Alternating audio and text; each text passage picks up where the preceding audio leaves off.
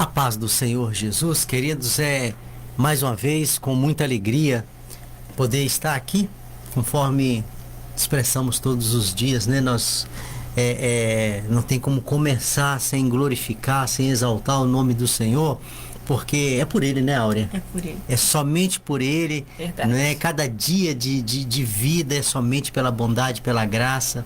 Então nós só temos que agradecer ao Senhor, né? Porque mais uma vez, mais uma oportunidade. Quantos gostaria de ter tido esse dia, né? E o Senhor nos concedeu, né? Quantos gostariam de ter essa oportunidade? O Senhor deu isso a nós. Então, assim, só temos que agradecer. E também por você, né? Presente conosco. Não tem como deixar de lembrar, de agradecer a Deus, né? De desejar bênçãos pela sua vida, porque você é a razão, né, dessas portas serem abertas todos os dias, e você que cultua o Senhor juntamente conosco, né, que tem por hábito aí de estar clamando, envolvendo no culto Vida em Cristo, né, que o teu culto, querido, venha a ser aceito pelo Senhor. E você que é presente, nossos amigos aí que é presente todos os dias conosco, né, nós agradecemos também a sua presença conosco, com o seu radinho ligado, ou pelo aplicativo, Facebook. Que a graça do Senhor venha ser presente com todos vocês. E conforme nós desejamos todos os dias, né? A boa mão do Senhor seja presente na sua vida, na sua família e nos seus projetos de vida. Queridos, para a meditação, o livro é João, capítulo de número 5, apenas o versículo de número 14. Eu trago hoje uma rápida reflexão, mas porém dentro de um assunto que ele vai chamar a nossa atenção com relação a algo que nós não podemos passar por despercebido. João capítulo de número 5, versículo de número 14, vai dizer assim a palavra do Senhor. Mais tarde Jesus o encontrou no templo e lhe disse: olha, você está curado. Não volte a pecar, para que algo pior não lhe aconteça. Que a ação reveladora do Espírito Santo de nosso Deus venha ser presente no nosso entendimento, para que possamos aí aprender e guardar mais uma porção da palavra do Senhor. Queridos, por certo, você já deve ter ouvido essa expressão, algo pior. Isto é pior.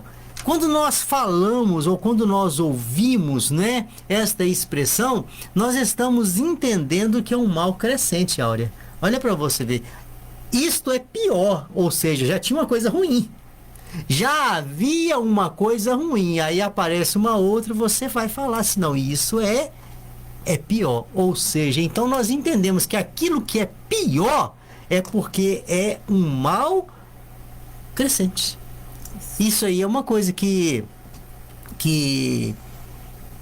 nós conhecemos muito bem essa expressão, usamos ela em determinadas situações, momentos de nossa vida, né? Talvez você já tenha uma experiência de algo pior, né? Te aconteceu algo ruim e veio algo pior, ou talvez você conheça a história de alguém. Queridos, uma coisa eu sei que quando nós falamos este aí é algo pior, então nós entendemos que é um mal, se vier a acontecer, ele é pior do que aquele primeiro, então é um mal crescente. E nós devemos ter muito cuidado com esse tipo de coisa, né? E muitas vezes a coisa está ruim, mas ela tem possibilidade de piorar. Isso aí é um fato que pode acontecer com qualquer um de nós. Agora, existem certas situações que dá para ser evitado. Existe mal que a gente vai lá e busca com as próprias mãos. Por que eu estou falando isso? Porque nós chegamos aqui no texto lido e o cenário aqui trata-se de uma cura que o Senhor realizou. O versículo que nós lemos vai dizer que mais tarde Jesus o encontrou no templo. Encontrou quem? Quem havia sido curado pelo Senhor. A Bíblia vai falar que o Senhor, depois de sair da Galiléia, o Senhor chega em Jerusalém. E lá em Jerusalém, Áurea, ele se depara com uma pessoa esta que a Bíblia não fala muito a respeito dele, só fala que ele era paralítico.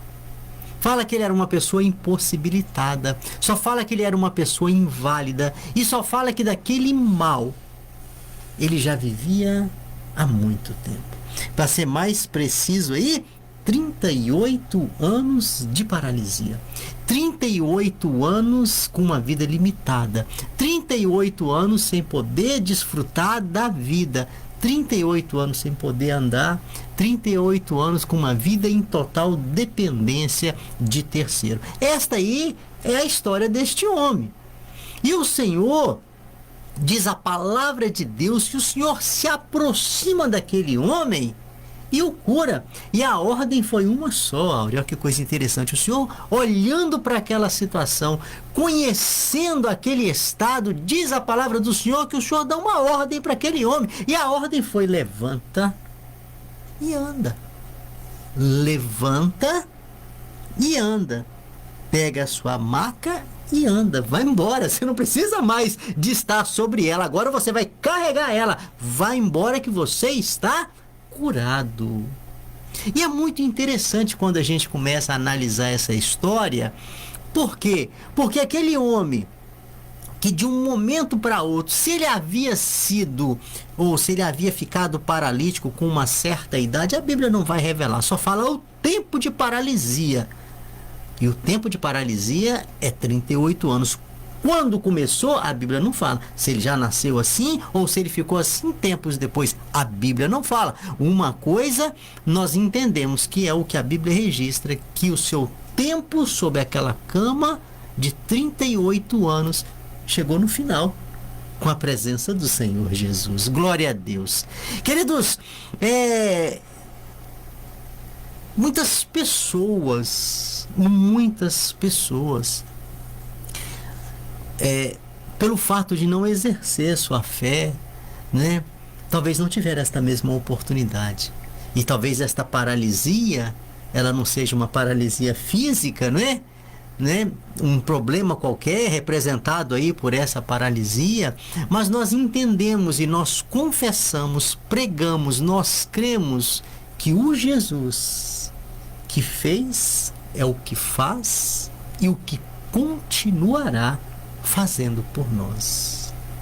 Não perca a tua fé, querido. Não perca a tua esperança. Não perca, porque conforme a vontade de Deus, conforme o tempo do Senhor, e se o teu pedido estiver alinhado com a vontade do céu, querido, a vitória ela é certa, independente de tamanho, de problema, de situação. Pois bem, vamos voltar no texto aqui. Aí o que acontece? Conforme a palavra do Senhor, aquele homem, ele, após receber aquela ordem do Senhor para levantar, tomar a sua cama e ir embora. Por quê? Porque ele já não dependia mais de estar ali naquelas condições. Agora ele era um homem livre daquela enfermidade. Ele prontamente atende o Senhor Jesus, passa a mão naquela cama e vai embora. E sai da presença do Senhor. Eu imagino que contentamento que deve ter, né, aquele homem andado ali com aquela cama que um dia ele ficou dependente dela por tantos anos. E a palavra do Senhor vai dizer que aquele homem vai embora. E aí chega então no versículo que nós lemos, o versículo de número 14, que a Bíblia vai falar que novamente o Senhor encontra com ele. Agora onde? E como? Não mais na situação de um necessitado, mas na situação de um curado. E a palavra do Senhor vai nos dizer que Jesus, ao entrar no templo, o Senhor encontra aquele homem no templo. E eu achei isso muito curioso. A Bíblia não fala quanto tempo isso aconteceu. Imagino que seja no mesmo dia. Imagino ser no mesmo dia, né? E por certo aquele homem estava ali com o coração grato a Deus pelo grande benefício, né, que recebeu, coisa que outra pessoa não poderia fazer. Não existia recurso médico, não existia dinheiro que dava jeito naquela paralisia, não existia tecnologia, não existia nada que poderia, ninguém poderia, não existia o império, ninguém do império, nenhum médico, nada foi a graça do Senhor transformando a vida daquele homem. E aquele homem nunca mais ele foi o mesmo depois do encontro com o Senhor Jesus. E daí chega então aonde nós queremos chegar, ao ponto principal desta reflexão, que é a palavra do Senhor, o direcionamento do Senhor para aquele homem quando encontra com aquele homem pela segunda vez. Então vai dizer a palavra do Senhor: mais tarde Jesus o encontrou no templo. Por isso que eu entendo que foi no mesmo dia. Mais tarde, Jesus o encontrou no templo e lhe disse: olha, agora você está curado. Agora você está curado. O teu problema, aquilo que te assolava, aquilo que te prendia, aquilo que te mantinha aprisionado sobre uma cama, isso já não existe mais na sua vida. Isso é coisa do passado. Agora você, fisicamente, você é um homem curado. E dá para ele uma direção, olha. E a direção é: não volte a pecar. Deu para ele um novo estatuto de vida. Um novo estatuto de vida. E que é pesado também, tá? Um novo estatuto de vida. Muito bem lembrado aí, né? Deu para ele uma regra de vida, uma lei de vida, da qual, querido, nós estamos falando aqui, é de saúde espiritual. Peso de eternidade. É pesado, mas tem um retorno. É pesado, é difícil, mas tem um retorno. E o Senhor, então, aqui dá para ele esta orientação: não peques mais. Por quê? Para que algo pior não te aconteça. Queridos, quando eu cheguei aqui neste finalzinho da palavra do Senhor, orientando aquele homem que agora já estava curado, que agora já não dependia mais, né? Que agora tinha uma vida para desfrutar, tinha a liberdade de ir e voltar sem depender da ajuda de ninguém, sem depender de ser carregado por ninguém. Qual que é? Ele tem um mundo a conquistar, Áurea. Ele tinha um mundo a conquistar. E a gente não sabe qual que era a intenção do coração daquele homem. O Senhor sabe. O Senhor, antes de conhecer a paralisia daquele homem, a enfermidade daquele homem, o Senhor conhecia o coração daquele homem, como conhece o meu coração e o seu coração, querido. Além, né, deste conhecimento, ele conhece até, né, as nossas intenções, as nossas palavras que ainda nem foram formadas. Então o Senhor sabe muito bem quem somos nós, e o Senhor sabia muito bem quem era aquele homem para dar aquele conselho: olha, agora você vai e não peques mais. Para quê? Para que algo pior não te aconteça. Quando eu cheguei aqui neste algo pior, eu confesso que eu, né, me prendi um pouco nesta palavra. Por quê? Porque o que poderia ser pior do que 38 anos em cima de uma cama, aprisionado por uma enfermidade? A Bíblia não fala, mas com certeza aquele homem já era um homem com uma certa idade. Com certeza aquele homem via a vida passar sem esperança. O que aquele homem esperava da vida a não ser a morte? Nada. O problema dele não tinha solução. Aos olhos humanos não tem solução. O que aconteceu ali foi o sobrenatural de Deus sobre a vida dele. A graça do Senhor de forma sobrenatural. Porque nas questões humanas seria impossível aquele homem andar. Com os recursos humanos, né, seria impossível aquela pessoa andar. Hoje, com toda a nossa tecnologia, com todo o avanço da medicina, a gente vê pessoas com paralisias das quais nunca sairá. Nunca sairá, né?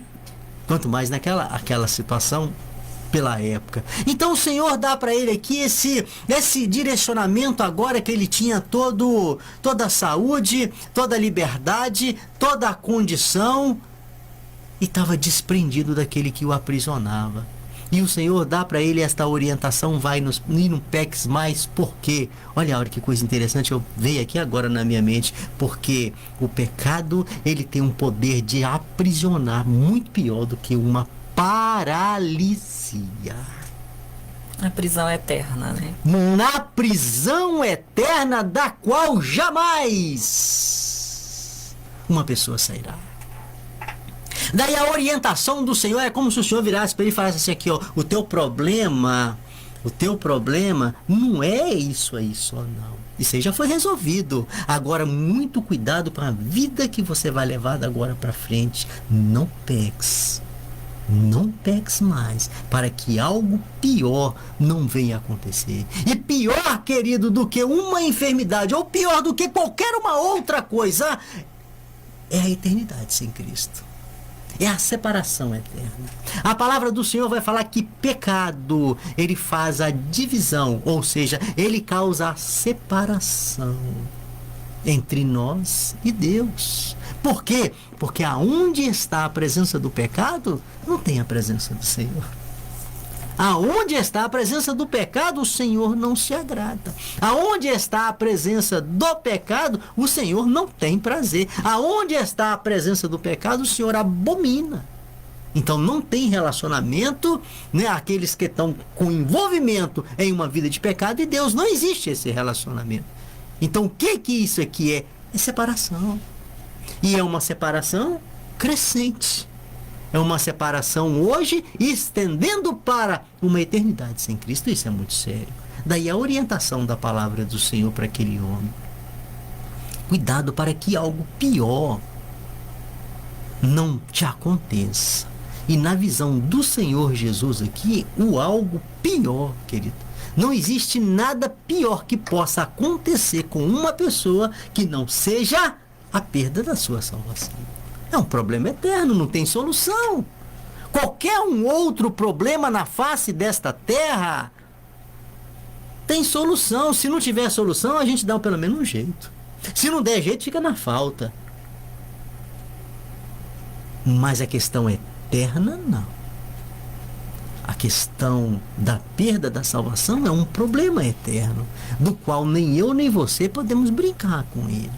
Isso que nós estamos falando é de situação que tem peso de eternidade. E conforme expressamos, nós não podemos brincar com as questões eternas. Não brinca com uma vida de pecado, querido. Muito cuidado com uma vida de pecado. Muitas pessoas hoje, elas estão bem longe do projeto do Senhor por causa de uma vida de pecado. Muitas pessoas hoje estão vivendo e pagando muito caro pelas suas más escolhas por causa da sua vida de pecado. Um dia nós aprendemos com uma pessoa, né, a hora que pecado, a gente não deve brincar com o pecado, né, que pecado é como carvão, né? Se a brasa estiver acesa, ela te queima, se estiver apagada, ela te suja. Mas uma coisa eu sei, ninguém sai sem prejuízo do pecado. E quando esses prejuízos se resumem somente nesta terra e se tem a oportunidade do conserto, menos mal. Né? Tem pessoas hoje que carregam grandes marcas de uma vida de pecado, grandes prejuízos de uma vida de pecado, carrega arrependimento por uma vida de pecado, mas conseguiu contornar a situação. E quando já se busca, né, esse conserto em um tempo que não é oportuno, aí o problema é eterno. Aí o que resta é somente a dor e o arrependimento. É o pior que o Senhor fala aqui. A dor e o arrependimento aqui simboliza a perdição da sua alma. E é por isso, queridos, que nós não podemos desprezar a palavra do Senhor. A orientação que o Senhor deu para aquele homem, vai e não peques mais para que algo pior não te aconteça, é a mesma orientação que ele passa para mim e para você nesta reflexão. E com certeza em algum outro lugar tem alguém pregando acerca de cuidado com uma vida de pecado. Porque nós entendemos que o pecado é um meio que te separa de Deus. É o meio que faz você perder a graça da comunhão, a graça da intimidade, perder as bênçãos e perder também as promessas de Deus. E, sobretudo, a grande promessa, que é a promessa da salvação. Mas que você possa compreender isso, querido. Que essa orientação do Senhor, vai e não peques mais. Mas aí você fala para mim assim, mas como eu, um ser humano, um homem falho, eu posso ficar sem pecado? Que o pecado na sua vida seja por um acidente, não por um ato contínuo, não por uma escolha de vida, não por um projeto seu, né? Não por você se preparar para o ato do pecado, mas que o pecado na sua vida possa, se vier a acontecer, que seja por um acidente, algo que você não havia planejado, né? E logo em seguida tente retratar com o teu semelhante e com Deus. Aí sim nós podemos ter essa vida assim. Tanto podemos que é o que o Senhor nos manda a fazer. Quando ele fala assim, filhinhos, se porventura pecar, não está falando de uma vida de pecado, não está falando de uma conduta, não está falando de um posicionamento, não está falando de um ato contínuo. É se por acaso isso vier te acontecer, nós temos quem clamar para o pedido de perdão. Nós temos a quem clamar para fazer os devidos consertos. Nós temos a quem clamar para fazer os devidos ajustes. Para quê? Para que algo pior não nos aconteça. Que Deus te abençoe, querido. Que Deus te dê a graça e o entendimento da palavra de Deus, para que você possa compreender que uma vida de pecado é uma vida que traz separação. E que o projeto do Senhor para a sua vida é que você se afaste do pecado. Porque só assim nós teremos uma vida, afastados do pecado, nós teremos uma vida que agrada a Deus. E todos aqueles que vivem de maneira que agrada a Deus, nós sabemos que a bênção do Senhor é presente na vida dele. Que Deus te abençoe para que essa venha a ser, né? Que essa pessoa venha a ser você, né? Para que a sua vida possa agradar ao Senhor e que você possa viver as promessas do Senhor. Pai, muito obrigado pela tua palavra. Receba a nossa gratidão por mais uma oportunidade, mais uma vez neste momento, Senhor, de reflexão da palavra do Senhor. Que a tua palavra ela possa trazer em nossa vida, Senhor, entendimento para a mudança de vida. Assim nós oramos agradecidos porque o Senhor é bom e a tua bondade é presente, ó Deus, conosco. Pedimos a tua graça em favor de todos que estão conosco neste momento, pedindo que o Senhor os abençoe. Cerca com os teus cuidados, supre as suas necessidades. Abençoa cada um, Senhor, aqueles que estão pertinho de nós, aqueles que estão bem longe em outro país, mas que a boa mão do Senhor, que é cheia de bênçãos, possa estar alcançando cada um, Senhor, com grandes bênçãos neste dia. Em nome de Jesus. Amém.